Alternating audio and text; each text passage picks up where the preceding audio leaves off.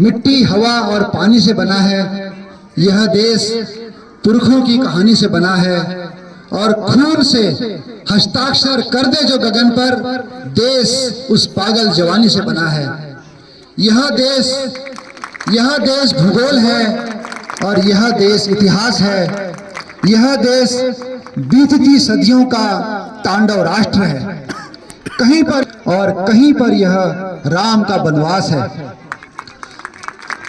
चला है यह गीता का ज्ञान लेकर, चला है यह गुरु गोविंद सिंह का अभियान लेकर।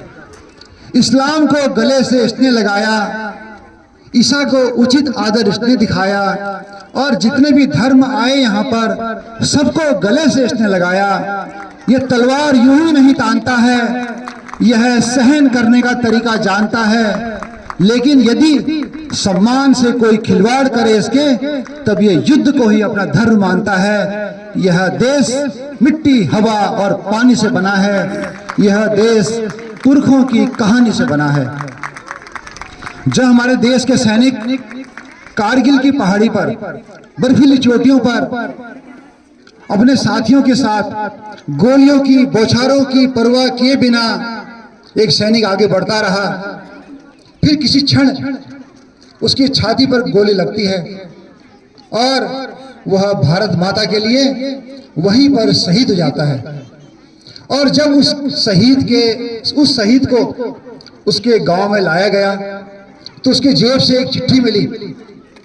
उस चिट्ठी को उसकी माँ ने उसे लिखा था और उसकी माँ ने उसे लिखा था कि बेटा, युद्ध जीत कर वापस आना, युद्ध जीत कर वापस आना।